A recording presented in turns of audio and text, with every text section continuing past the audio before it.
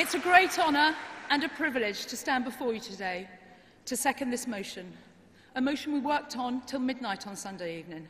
Such was our commitment to finding a solution. I feel passionately about being part of the European Union, and when I joined the party in 2015, my first introduction to canvassing was pounding the streets in support of Remain. The result was a crushing disappointment, even though in Exeter we achieved a 55% vote to Remain. I was disappointed, not just for myself, but for my then 15-year-old daughter, who was angry that she didn't get a vote, yet she and all her friends, the young people of this country, are the ones who will be most impacted by this result, badly impacted by this result. YouGov reported that over 70% of under-25s voted Remain. I came of age with the belief that it was the duty of each generation to improve the lot of the generations that follow them.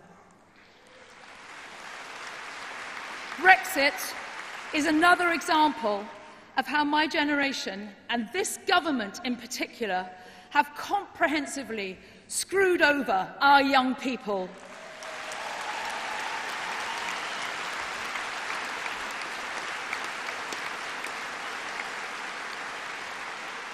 When I went to university, not only was it free, but I was paid to go.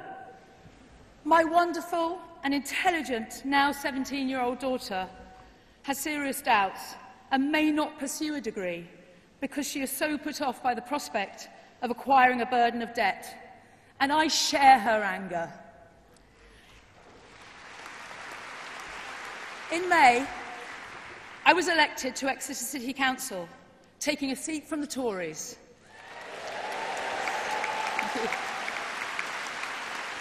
I represent a ward that contains both areas of affluence and areas of deprivation.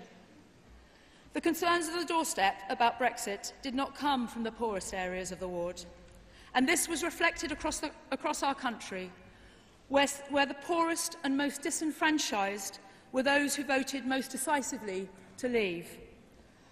I do believe it was a vote against the status quo, a vote against austerity, and a vote against David Cameron, the worst possible poster boy for the Remain campaign, who promptly turned on his heels and ran away.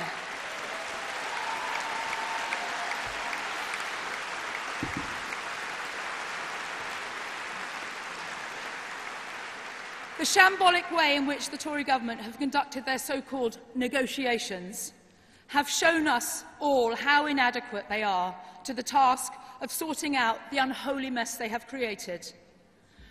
As a second-generation Irish immigrant who was raised with the perpetual backdrop of the Troubles on the national news in the 1970s, I am offended by the cavalier carelessness they have shown towards concerns about the Irish border.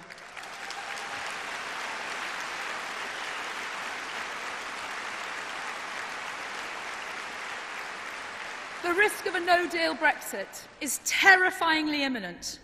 What we desperately need is a general election, to move the Tories aside and let us hand the task to Keir Starmer and our superb leadership team, a team that has relentlessly and consistently worked with the greatest integrity, inspiring more trust and hope than I have ever felt for any politicians.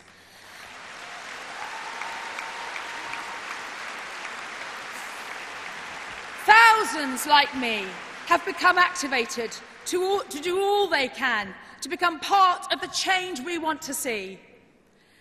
This has been reflected in the number of people we have heard from over the last few days who are here at conference and speaking for the first time.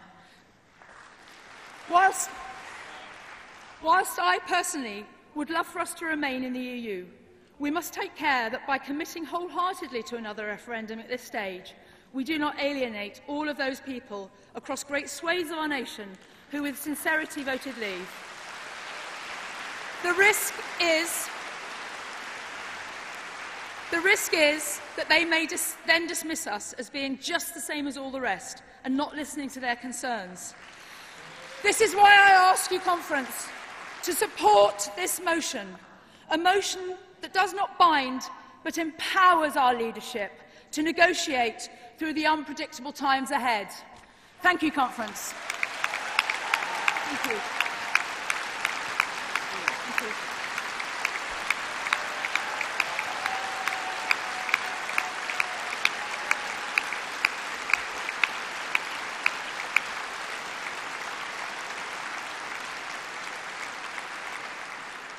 Thank you for that. Next contemporary composite 6 on government contracts has been moved by Unison, and could Bladen CLP be ready to second? Point of order.